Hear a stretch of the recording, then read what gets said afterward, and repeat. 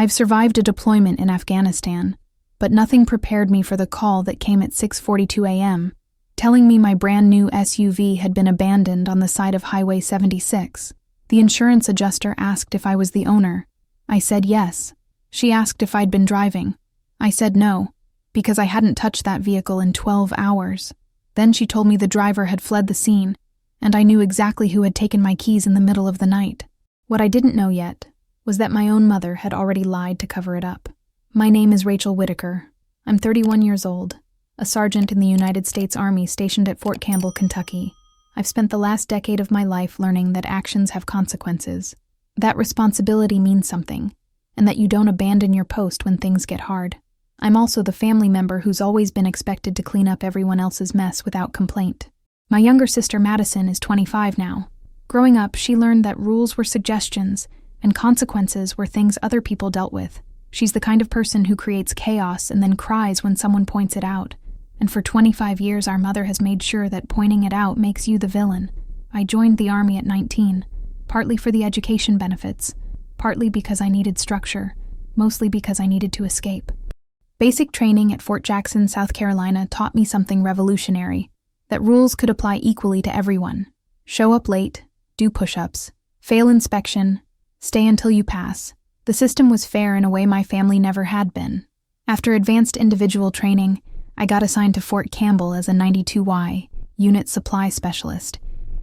It's not the most exciting job in the Army. I manage equipment inventories, process requisitions, maintain accountability for millions of dollars worth of military property, but I'm good at it. I understand the value of documentation, of clear chains of custody, of making sure the person who signs for something is the person responsible for it. In the military, if you sign a hand receipt for equipment, it's yours until you clear it. If something goes missing or gets damaged, you're accountable. There's no such thing as it's just paperwork. Every signature means something. I thought the structure and distance would change things with my family. It didn't. The crises just became long-distance emergencies that always seemed to require my immediate intervention. Madison needed money for rent. Madison's car broke down.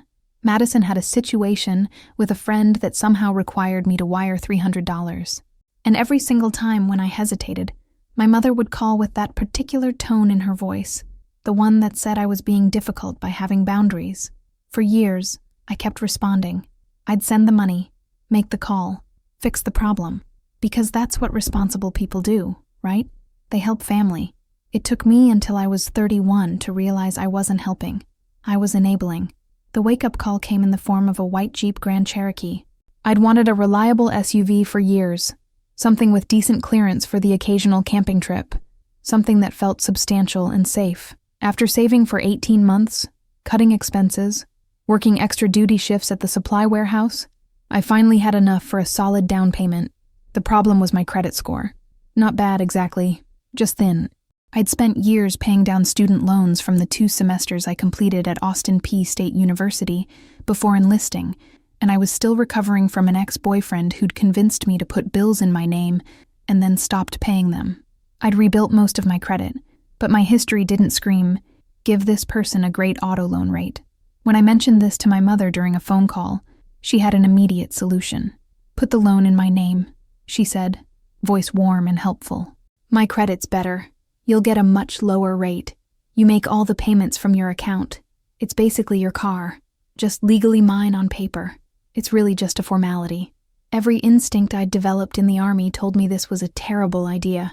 I'd seen variations of this situation destroy junior enlisted soldiers. The private who co-signed for his buddy's Mustang and ended up stuck with the payments. The specialist whose girlfriend bought a car in his name and then left him with the debt. The sergeant who helped his brother with temporary paperwork and lost his security clearance when the payments stopped. In the military, we have a saying, "Don't sign for shit that isn't yours." But this was my mother, and she sounded so sincere. And I wanted that Jeep the way you want something you've worked hard for and feel you've earned. So I convinced myself it would be fine. We were family. We'd have a clear understanding. I'd make every payment. It was just a formality to get a better interest rate. I agreed. The 2024 Jeep Grand Cherokee went home with me on a sunny Saturday afternoon. White exterior, black leather interior, that new car smell that makes you feel like you've accomplished something real. The title listed Susan Whitaker, my mother, as the owner.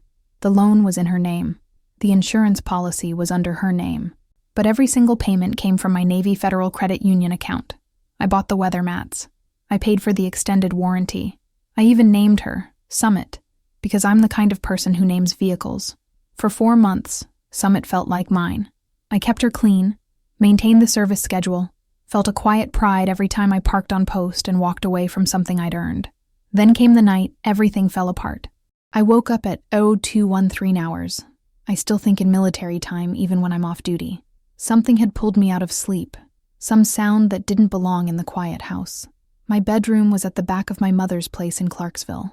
I'd moved back temporarily while looking for an apartment off post, a decision I was already regretting. The walls were thin enough that I could hear movement in the kitchen. Then I heard it clearly, the jingle of keys. My keys. I got out of bed and moved quietly down the hallway. The kitchen nightlight cast a weak glow across the room, just enough to see my sister Madison standing by the back door, my keychain in her hand, her purse already over her shoulder. She was dressed to go out. Hoodie, leggings, sneakers, like she'd planned this. "Madison," I said. She jumped, then recovered quickly. "Jesus, Rachel, you scared me." "What are you doing with my keys?" "I need to borrow your car," she said, like it was the most reasonable request in the world. At 2 a.m, Bree is stuck at her ex's place. He's being insane. She needs a ride. I crossed my arms. She can call an Uber. She doesn't have money for an Uber. Then she can call someone else.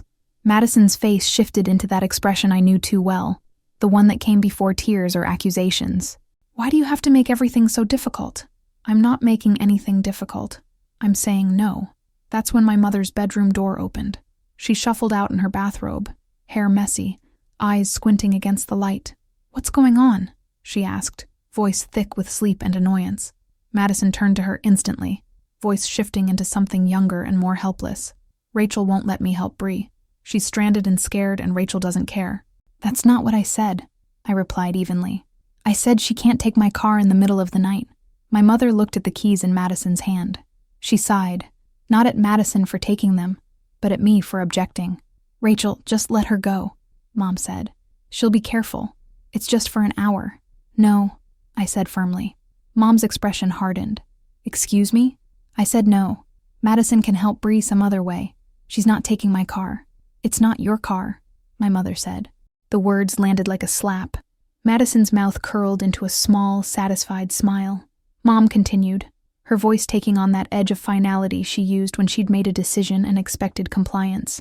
"The Jeep is in my name. Legally, it's my vehicle. You don't get to stand there and act like you own it just because you've made a few payments. A few payments. 4 months of my housing allowance. 4 months of sacrificed weekend trips and skipped dinners out. Reduced to a few payments." I stared at my mother, waiting for her to take it back, waiting for her to remember that I was her daughter too, that I'd trusted her, that we'd had an agreement. She didn't. "Go ahead, Madison," Mom said. "Just don't stay out all night." Madison grabbed the keys and headed for the door. She paused just long enough to glance back at me with an expression that said she'd won. I stood there as the door closed, as the engine started, as the headlights swept across the kitchen window and disappeared down the street. My mother turned toward her bedroom. "Stop being so dramatic about everything," she muttered before closing her door. I remained in the kitchen, alone in the dim light, and felt something crack inside me. Not break, not yet, just crack. I didn't sleep. I lay in bed watching the ceiling, my mind running through scenarios. Madison would come back in an hour. Everything would be fine. I was overreacting. I was being paranoid. But I'd learned something in Afghanistan that most people never have to learn. Trust your instincts. If something feels wrong, it probably is. At 0642 hours, my phone rang. Unknown number. Tennessee area code. "Hello? Is this Susan Whitaker?" a professional female voice asked. "No, this is her daughter Rachel." "Who's calling?" "This is Jennifer from State Farm Insurance. I'm calling about the 2024 Jeep Grand Cherokee registered to Susan Whitaker. The vehicle was involved in a collision early this morning. It's currently at a tow yard off Highway 76 near Rossview Road. The driver left the scene." My stomach dropped. "The driver left?" "Yes, ma'am. We're trying to reach the registered owner to discuss next steps. Do you know how we can reach Susan Whitaker?" "I'm at her house right now," I said. my voice sounding distant to my own ears. That's my vehicle. My sister took it last night. A pause. Is your sister listed on the insurance policy? No. Another pause. Longer this time. I see. We'll need to speak with the registered owner about this situation. Can you have her call us at this number? I said I would and hung up. Then I walked to my mother's bedroom and pounded on the door. Mom, open up. She opened the door, looking irritated and confused. What is it now? Madison crashed the Jeep, I said. Insurance just called. She hit something and left the scene. I watched my mother's face carefully. I expected shock, concern, maybe even guilt. Instead, I saw something flicker across her expression, something that looked like she'd been expecting this call. Stop jumping to conclusions, she said. Mom, the insurance company just told me. You don't know what happened, she interrupted. You're always so quick to blame your sister for everything. Before I could respond, Madison's bedroom door opened. She stood there in the same hoodie, hair disheveled, eyes red-rimmed. She looked like she'd been crying. Where's the Jeep? I asked. I had an accident, Madison whispered. No kidding. What happened? A deer ran out. I swerved. I hit something. I panicked. Her voice broke. I didn't know what to do. In the Army, we have mandatory accident training. It's part of composite risk management. The procedure is simple. Stop, assess for injuries, call 911, render aid if needed, report to chain of command. You don't leave the scene. Ever. Even if you're scared. You call the police, I said. You don't abandon a $30,000 vehicle on the side of the road.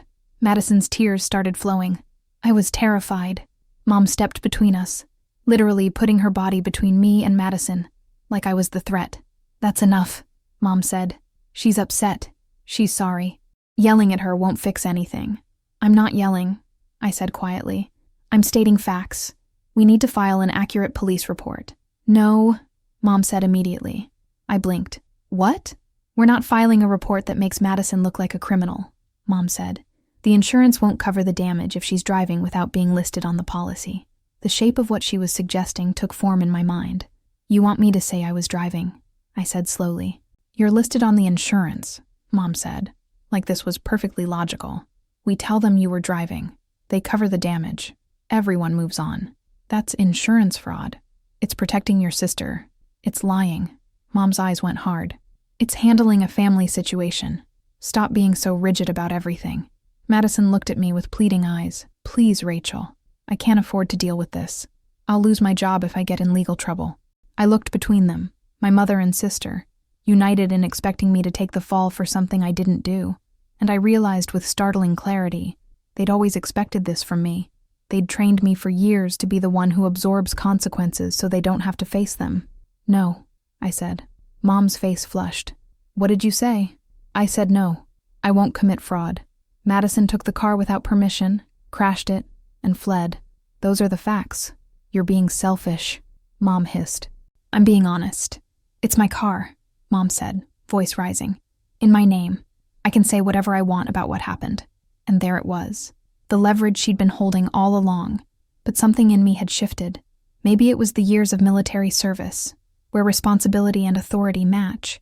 Maybe it was finally hitting my limit. Maybe it was just being 31 instead of 19. Whatever it was, I felt strangely calm.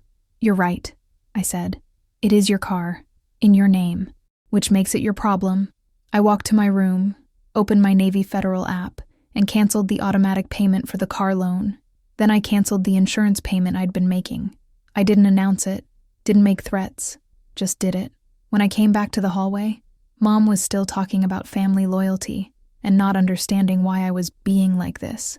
I cut through it. If the Jeep is yours, Mom, then you deal with it. You deal with the bank. You deal with the insurance company. You deal with the tow yard. I'm done. Mom stared at me like I'd spoken a foreign language. You can't just... She started. I can, I said. And I am. Then she said something that made everything click into place. Mrs. Brennan is going to be so upset when she finds out. Mom stopped abruptly. I went very still. What about Mrs. Brennan? I asked quietly. Madison's face went pale. She looked at Mom with panic in her eyes. Nothing, Mom said quickly. I just meant, what? About Mrs. Brennan. Our neighbor, Mrs. Brennan, was a retired school teacher who lived 3 houses down. She drove a light blue Honda CR-V and kept her yard immaculate. Madison's silence was answer enough. There was no deer, I said. Madison's shoulders curled inward. She couldn't meet my eyes. You hit Mrs. Brennan's car. I didn't mean to, Madison whispered. Mom held up her hands. She panicked. She's young. She made a mistake. She committed a hit and run, I said, against our neighbor. And you were going to let me take the blame for it. I was protecting my daughter, Mom said. I'm your daughter too, I said. Mom flinched but recovered quickly. You're older. You can handle this. Madison can't. There it was. The truth I'd been avoiding for years. In our family, I wasn't the daughter who got protected. I was the one who did the protecting. I was the shield everyone else hid behind. I grabbed my bag. Where are you going? Mom demanded. To work. I have a layout at OR 900 for an upcoming rotation to NTC. If you lie to the insurance company, I'll correct it. You would embarrass your own mother? She asked, voice sharp with disbelief. You were going to frame me for a hit and run, I said. So yeah, I'll tell the truth. I left. At Fort Campbell, I went straight to my office in the supply warehouse. I had work to do, a full equipment layout before the battalion headed to the National Training Center at Fort Irwin. But first I needed to handle this situation the way the Army had trained me. Document everything. I called the tow yard and requested photos of the vehicle. I called the insurance adjuster back and asked exactly what happens when there are conflicting statements about an accident. I texted my friend Sergeant Torres from the S4 shop, and she responded immediately. Don't sign your name to someone else's negligence. Ever. Document everything and tell the truth. Then my phone buzzed with a text from Mom. We're telling insurance you were driving. Don't embarrass this family. I stared at the message, my jaw tight. Then I drove back to the house. Mom was in the kitchen like nothing was wrong. Madison sat at the table with red eyes, holding a coffee mug like a prop. We need to get our story straight, Mom said when she saw me. I don't do stories, I said. I do facts. I already called the insurance company back, Mom said. I told them you were driving. My heart sank. You committed fraud. I fixed the situation, Mom snapped. This is what you do. You make everything harder than it needs to be. I didn't argue, didn't raise my voice. I pulled out my phone and called the insurance company on speaker, right there in the kitchen. Mom stepped forward. Don't you dare touch me and I'll call the police too, I said calmly. She froze. When the adjuster answered, I spoke clearly and without emotion. This is Rachel Whitaker. I need to correct information that was given earlier. I was not driving the Jeep Grand Cherokee at the time of the accident. I was home. My sister, Madison Whitaker, took the vehicle without my permission and was the driver. She is not listed on the insurance policy. Silence on the line. Then, thank you for clarifying, Ms. Whitaker. We'll need to get a formal statement from you. We may also need to investigate the initial claim as it conflicts with what we were told earlier. I understand, I said. When I hung up, Mom exploded. You just destroyed this family. No, I said. I just refuse to be destroyed for it. Madison sobbed. What am I supposed to do now? I looked at her, really looked at her. At 25, she'd never faced a real consequence in her life. Every time she'd made a mistake, someone had swept in to fix it. Usually me. You take responsibility, I said. You talk to Mrs. Brennan. You talk to the police. You deal with what you did. I can't, Madison cried. Yes, you can, I said. You just don't want to. Mom pointed a shaking finger at me. You are ungrateful. After everything I've done for you. After everything I've done for you, I corrected. And I'm done doing it. I walked out. Over the next few hours, I did something I'd never done before. I built a case against my own family. I saved the Ring doorbell footage showing Madison taking my keys and backing the Jeep out of the driveway at 0213 hours. I screenshot the text where Mom told me to lie. I pulled my phone's location history showing I was home all night. I took a selfie at the tow yard with the damaged Jeep in the background, time-stamped and geotagged. Then I went to the Clarksville Police Department. The officer at the desk took my information without judgment. When I explained the situation, that my sister had taken a vehicle without permission, crashed it, fled the scene, and my mother was trying to force me to claim I was the driver, he nodded like he'd heard similar stories before.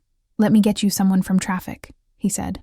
I gave a complete statement to an officer who wrote everything down with the kind of methodical precision I appreciated.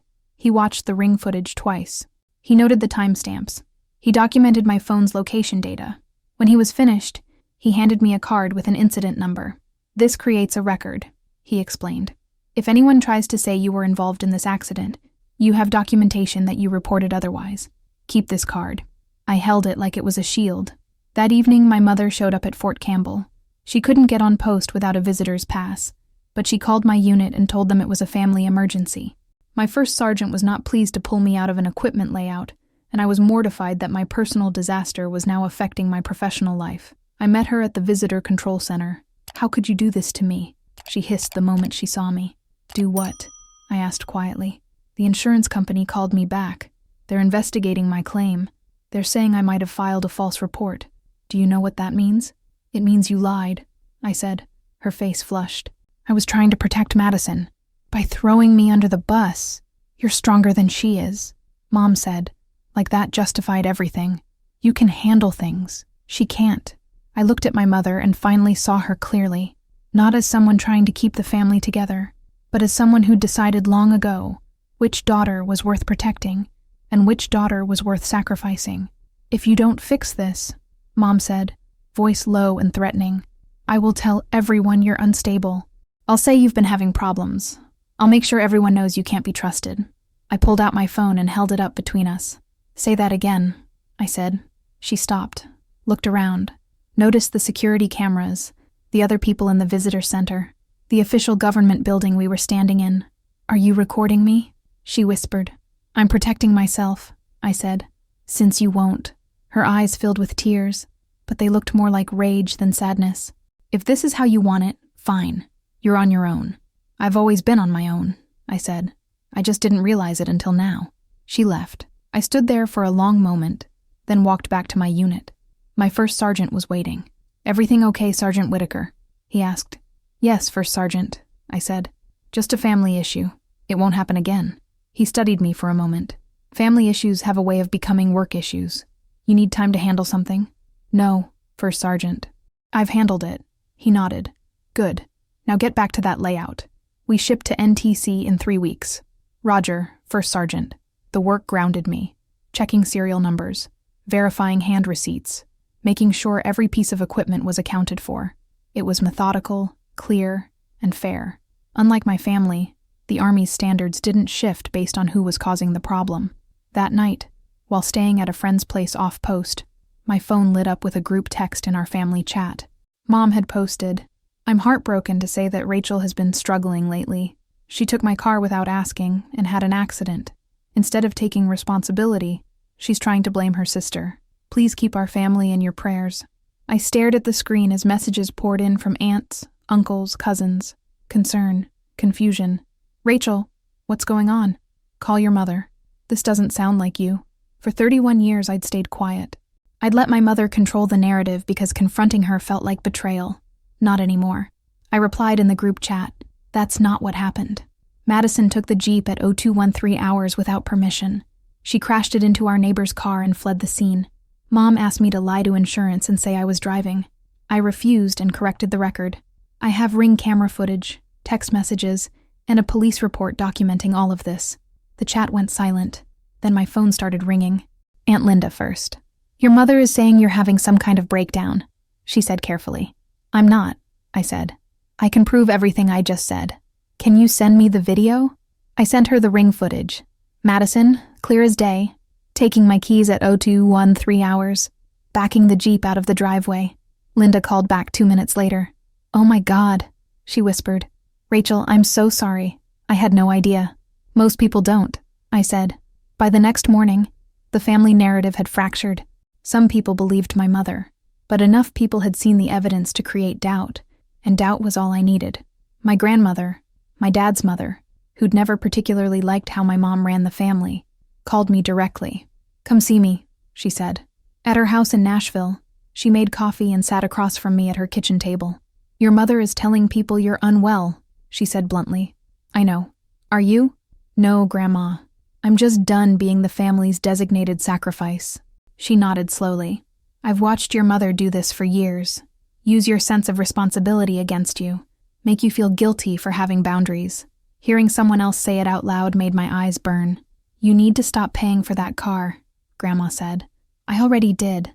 "Good. Your mother made a choice when she put it in her name. Let her live with that choice." "She's going to lose it," I said. Her credit will tank. That's not your problem, Grandma said firmly. She made this bed. She can lie in it. I drove back to Clarksville with something I hadn't felt in years. Validation. The consequences found the right people within 48 hours. Mrs. Brennan knocked on my mother's door holding a piece of white plastic, part of her Honda's bumper that had broken off in the collision. She also had something my mother hadn't counted on, a dashcam. The video showed everything. A white Jeep Grand Cherokee hitting Mrs. Brennan's parked car at 06:08 hours, the Jeep stopping briefly, long enough for the driver to look around, then speeding away. Madison's silhouette was clearly visible in the driver's seat. Mrs. Brennan filed a police report for hit and run. The Montgomery County Sheriff's Office opened an investigation. My mother called me that night, voice shaking. "They have video," she said. "I know," I replied. "Rachel, you have to help. They're going to charge Madison. Madison committed a crime. She's your sister, and you're my mother," I said. "But you were ready to let me take the fall for something I didn't do. So no, I'm not helping." "Please," Mom whispered. "No." She started crying. Real crying this time. "I don't know what to do." "Tell the truth," I said. "For once in your life, just tell the truth." I hung up. 2 days later, Madison called me. "I'm sorry," she said, voice small. I didn't respond immediately. I went to see Tyler. We got in a fight. I was upset and driving too fast, and I hit Mrs. Brennan's car. I panicked. Mom said she'd handle it and that I shouldn't tell you because you'd just make it worse. Even in her apology, she was blaming me. "Do you understand what you did?" I asked. "I had an accident. You stole my keys. You took a vehicle without permission. You committed hit and run. You let Mom try to frame me for it. You stood there and said nothing while she lied to protect you." Madison was quiet. "Do you understand?" I repeated. "Yes," she whispered. "What are you going to do about it?" "I don't know. Figure it out," I said, "because I'm not doing it for you anymore." 3 weeks later, Madison appeared in Clarksville General Sessions Court. She was charged with leaving the scene of an accident, a Class C misdemeanor under Tennessee law. She pleaded guilty. The judge ordered restitution to Mrs. Brennan, community service, and court costs. Madison got a job at Target. She started making payments. Mom's insurance premium tripled. The bank started calling about the missed car payments. The Jeep was eventually repossessed. My mother tried to get me to co-sign on a new loan. I said no. She tried to get me to help out with one payment. I said no. She sent me copies of collection letters like I was supposed to feel guilty. I felt nothing. The Jeep, Summit, was gone. Sold at auction for a fraction of what we'd owed. Watching it disappear stung. But I also felt a strange relief. As long as it existed, it was leverage. A chain my mother could yank whenever she wanted to remind me that on paper, it was hers. Now it was gone. And so was her leverage. I spent a month driving my old Honda, rebuilding my savings. Then I bought a used 2022 Toyota 4Runner, paid in cash. Title in my name alone, Rachel Marie Whitaker. When I held those keys, they were mine in every way that mattered. I changed all my passwords, removed my mother from every shared account, pulled my important documents from her house, built a life she couldn't reach into, and rearrange. The family adjusted slowly. Some people still thought I was too harsh. Some people thought I should forgive and move on. But Aunt Linda stopped asking me to apologize. Grandma checked on me regularly. Mrs. Brennan waved at me when I drove by, and there was a new respect in her expression. Madison kept her job. Our relationship became smaller, simpler, based on what she did, not what she promised. My mother never apologized. The closest she came was, "I was just trying to protect my daughter," as if I hadn't been her daughter too. Maybe that will always be the gap between us. She thinks love means control. I learned that love requires boundaries. Sometimes she texts late at night, "I miss you. Can we talk?" Then comes the real ask. Money, a signature, a favor. I don't respond anymore. At work, things got better. I made E6, got promoted to staff sergeant. During the promotion ceremony at Fort Campbell, when my company commander pinned the new rank on my uniform, I thought about all the years I'd carried responsibility without authority. All the times I'd been told to be the bigger person, when what they really meant was the one who suffers quietly. But in the Army, rank means something. It means your authority matches your responsibility. It means you have the power to make decisions about what you sign for. Standing there in that promotion formation, I realized I'd done the same thing in my personal life. I'd stopped signing for other people's negligence. The day my mother said, "It's in my name," she thought she was wielding power. What she actually did was free me, because once I understood that the Jeep was legally hers, I also understood that the consequences were hers too. It wasn't my SUV that Madison wrecked. It was Mom's. And for the first time in my life, I let the consequences land exactly where they belonged.